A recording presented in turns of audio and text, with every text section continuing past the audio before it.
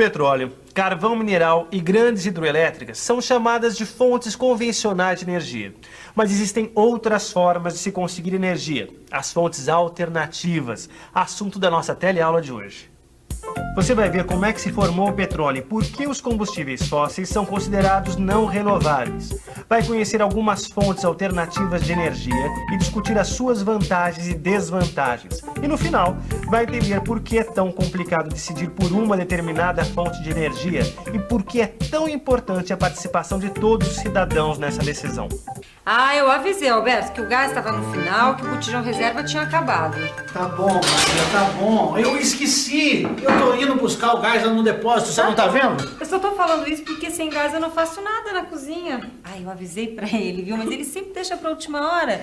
E você sabe que a gente usa muito fogão, né? O botijão não dura muito.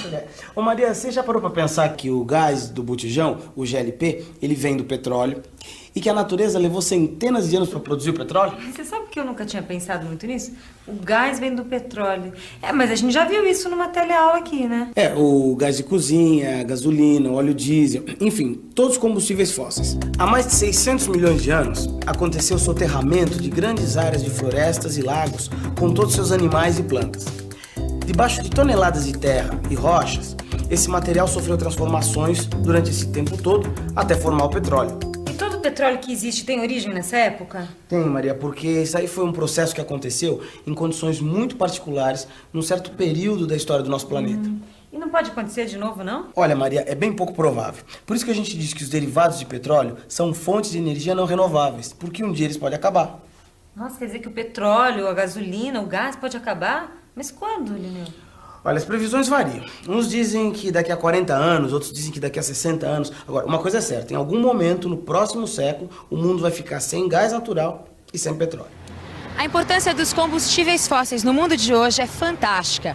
O fim desses combustíveis traria consequências políticas e econômicas para todo o planeta. Estima-se que de toda a energia consumida pela humanidade atualmente, cerca de 80% venha de combustíveis como o petróleo, o gás natural e o carvão mineral. Já pensou ficar sem esses combustíveis de uma hora para outra? Não faz muito tempo que o homem começou a queimar combustíveis fósseis para obter energia. Faz mais ou menos uns 200 anos. Ele começou com carvão mineral. O consumo de carvão mineral aumentou com a invenção da máquina a vapor, porque ele passou a ser usado para movimentar trens, nas primeiras fábricas. Bom, o consumo era em grande escala. Quer dizer que o carvão mineral foi o primeiro combustível fóssil utilizado pelo homem? Isso, aí depois vieram os derivados de petróleo. Há uns 100 anos, mais ou menos. Sei, a gasolina, o óleo diesel, o gás, né? Isso, e eles passaram a ser usados nas indústrias e nos transportes. A utilização dos combustíveis fósseis pela humanidade vem crescendo cada vez mais ao longo do tempo. Em 10 anos, de 1970 a 1980, o mundo consumiu uma quantidade de petróleo igual a que consumiu nos 70 anos anteriores. E esse consumo continua a aumentar. Em 1973, a humanidade consumiu 5,6 bilhões de toneladas de combustíveis fósseis.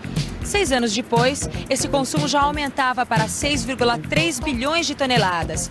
Em 84, foram 6,4 bilhões de toneladas. O aumento do consumo de combustíveis fósseis representa uma grave ameaça à atmosfera e ao meio ambiente.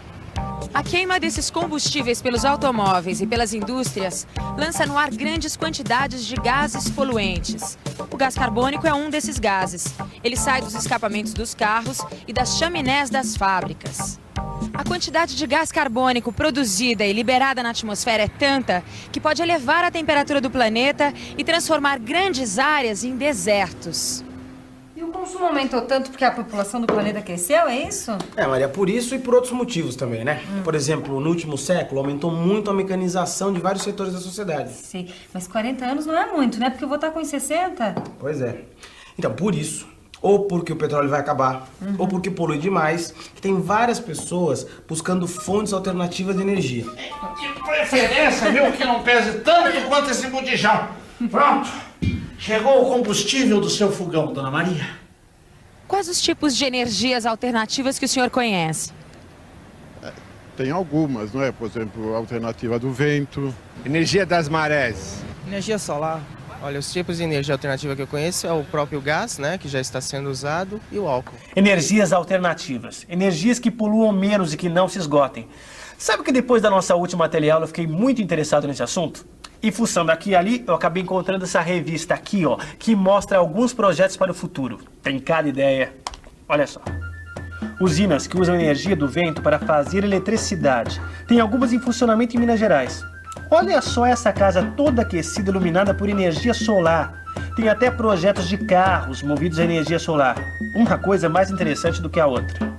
Usar o vento, o sol, pequenas quedas d'água, essas são as fontes alternativas de energia propostas atualmente. Só que na verdade são bem antigas, o homem conhece já faz tempo. A energia do vento, por exemplo, também chamada de energia eólica. O que é o nosso velho conhecido moinho de vento, hein? Vamos pensar um pouco? Vamos pensar um pouco. Moinho de vento. Vamos ver o seu funcionamento. A energia de movimento do vento faz girar as pás de uma roda que passa a realizar trabalhos. Em geral, são utilizadas para movimentar bombas d'água. Outro exemplo de uso da energia do vento são os barcos à vela. A energia do vento substitui o trabalho humano de remar. No Ceará, por exemplo, a jangada é o meio de transporte há séculos. O calor do sol, a energia solar, é outra fonte de energia que sempre foi utilizada em atividades domésticas, para secar roupa no varal, para preparar carne de sol e é usada até hoje em indústrias mais primitivas, para secar o sal da água do mar nas salinas, por exemplo. Mas a novidade é que está sendo aproveitada para o aquecimento de água, tanto em instalações domésticas como em comerciais. Puxa, energia solar? Como é que é isso, Lineu? Bom, não é nada exageradamente complicado. Um aquecedor solar nada mais é do que uma caixa de poucos centímetros de altura, pode ser de madeira, pintada de preto por dentro. Ah, já sei, para absorver o máximo de radiação solar. E são cobertas com vidro. No interior da caixa é colocada uma serpentina de metal por onde circula a água. Ah, e a água passa e fica aquecida. Isso mesmo. Várias dessas caixas são colocadas lado a lado nos telhados das casas. Ficam numa posição onde estão expostas ao máximo aos raios solares. Essa tal de energia solar não era uma boa opção pro pessoal lá no Nordeste? É porque meu pai disse que lá faz um calor dos infernos. No Nordeste a insolação intensa o ano todo. A economia de energia elétrica pode ser bem grande. E não só no Nordeste, né? No Brasil inteiro dá pra usar aquecedor solar. É, país tropical, abençoado por Deus. Olha, mas mesmo em países frios, esses equipamentos são úteis para a economia de energia elétrica ou do gás. Lógico que num país como o nosso, a economia vai ser maior, né? Outra fonte alternativa de energia bastante utilizada no Brasil é o álcool combustível. Ele é utilizado como substituto da gasolina nos automóveis. É uma tecnologia brasileira. Mas será que as pessoas sabem a diferença entre o álcool e a gasolina?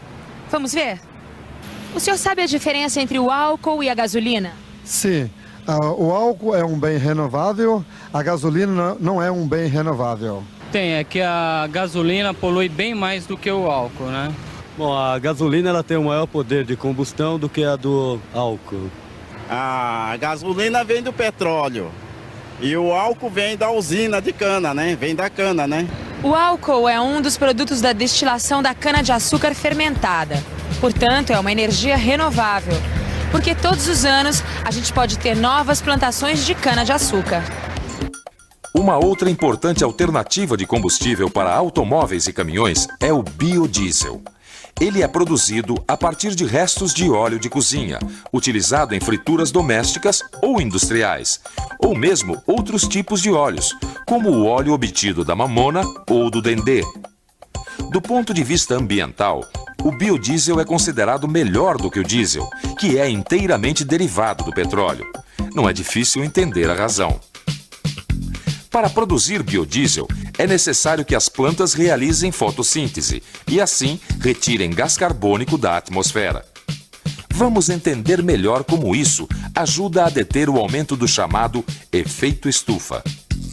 O crescimento de biocombustíveis, né, em particular o álcool e o biodiesel, são uma estratégia extremamente eficiente para que a gente possa disponibilizar transporte para a população sem aumentar o efeito estufa.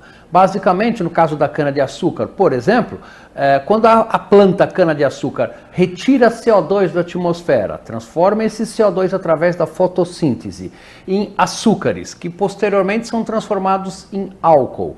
comercializado e queimado no tanque do combustível do seu automóvel, por exemplo, você praticamente não contribui em nada com o aumento do efeito estufa, porque o dióxido de carbono, CO2, que saiu do seu cano de descarga, foi fixado pela planta na estação de crescimento, um pouquinho antes. O mesmo se diz em relação aos biodiesels. Então não há praticamente nenhuma emissão líquida de dióxido de carbono para a atmosfera e qualquer outro gás de efeito estufa. Já o petróleo é uma fonte de energia não renovável, porque suas reservas podem acabar.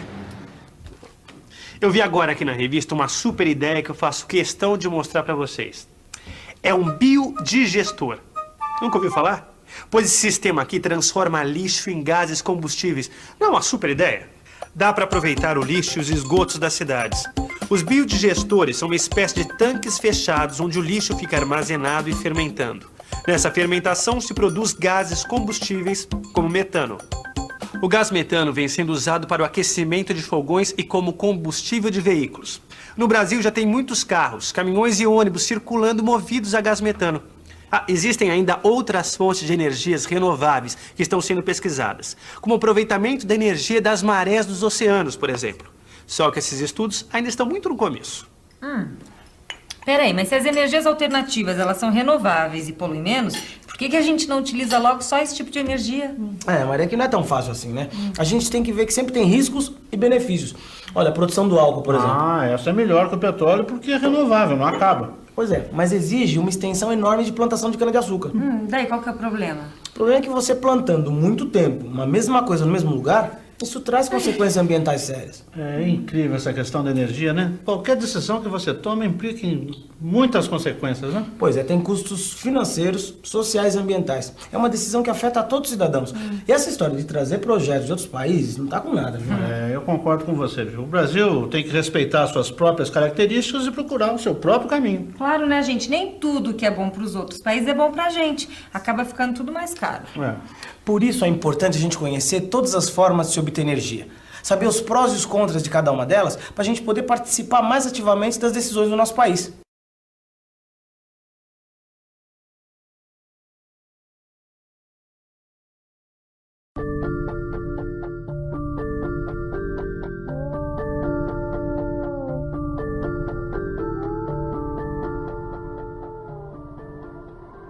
Em algumas regiões polares, o sol não se põe durante quase 2 meses.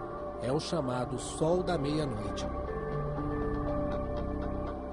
Quem vê o fenômeno pela primeira vez tem a impressão de que os dias não têm fim. É como se aquela luz nunca fosse acabar. Talvez essa tenha sido a mesma sensação dos que investiram na indústria do petróleo. A sensação de que aquela fonte de energia e riqueza era inesgotável. Mas eles estavam enganados.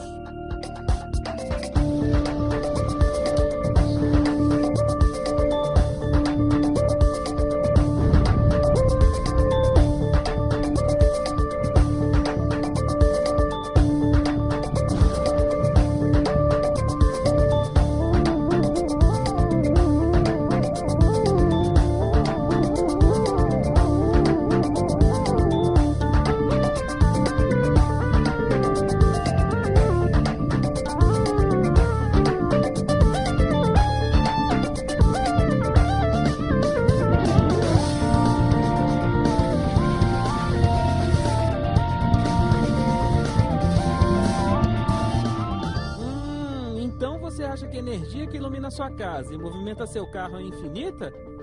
Quem dera! Carvão, gás e petróleo podem acabar daqui a algumas décadas. E pior, quanto mais usamos essas fontes de energia, mais elas aquecem o planeta. A matriz energética do mundo hoje está baseada no petróleo e no carvão.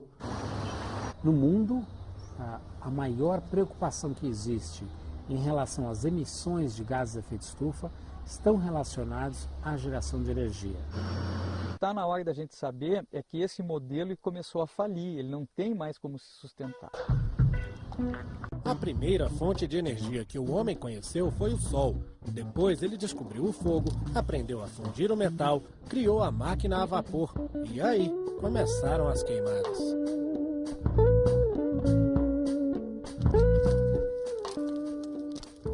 veio a Revolução Industrial, as locomotivas, os teares mecânicos, os navios a vapor. Era preciso produzir riqueza cada vez mais. E riqueza demandava combustível. E tudo foi ficando muito acelerado.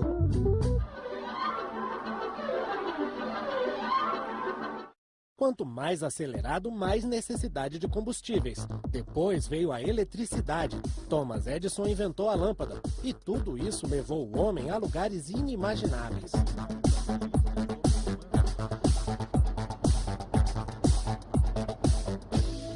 Era o primeiro passo rumo ao aquecimento global. Um pequeno passo para o homem, um grande passo para a destruição. Um século depois da descoberta do petróleo, o mundo já dependia totalmente dele. Bom dia. Um seu tanque, por favor? Pois não? Pronto? Prontinho. Seu carro é muito econômico.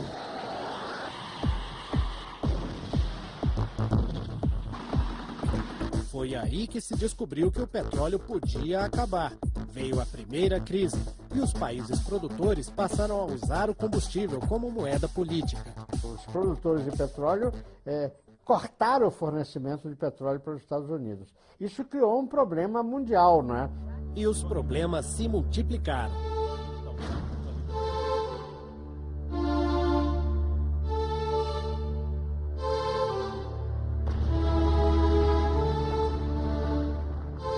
Muito antes disso, ainda na década de 70, o Brasil já tinha saído na frente em busca de fontes alternativas de energia e criou o pró-álcool.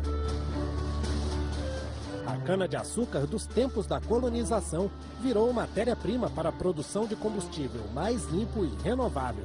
Com a crise do petróleo, o governo incentivou muito, com uma visão de Estado, uma produção alternativa, de produção de uma energia alternativa ao petróleo. O álcool é menos poluente que a gasolina e emite menos gases do efeito estufa do que a gasolina. Apesar das vantagens, o mundo continuou usando os combustíveis fósseis e aquecendo o planeta. A produção de energia a qualquer custo também gerou diferenças sociais.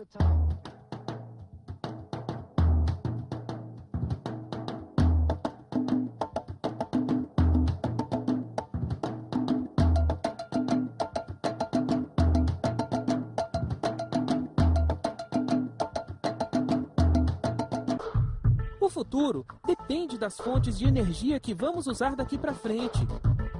E o Brasil até que pode ser considerado exemplo. Quase 50% da matriz energética brasileira é renovável.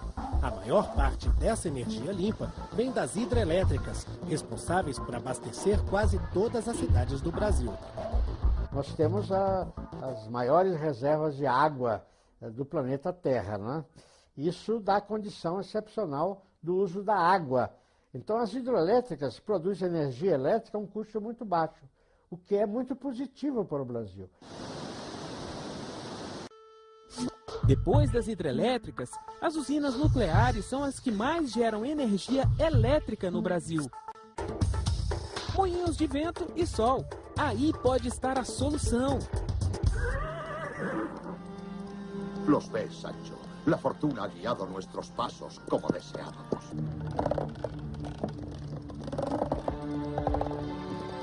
Ainda podemos viver com energias limpas num planeta sustentável. O Brasil já deu o pontapé inicial quando investiu no álcool há mais de 30 anos. E tem todas as condições para continuar investindo em novas fontes, ou melhor, fontes que já são nossas velhas conhecidas, como a energia eólica. Há séculos, a força dos ventos já era usada por navegadores em busca de novas terras. Foi assim que o Brasil foi descoberto.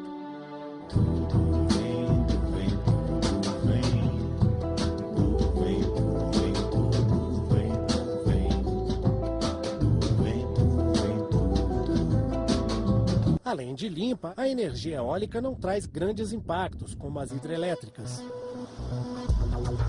Nós temos todo o produtor agropecuário convivendo, né? O gado, a agricultura, esse campo todo é de produção. Tem gado, você vai ver as vacas andando junto às torres.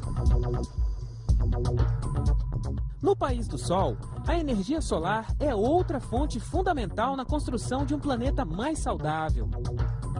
Você tem dois tipos de energia solar.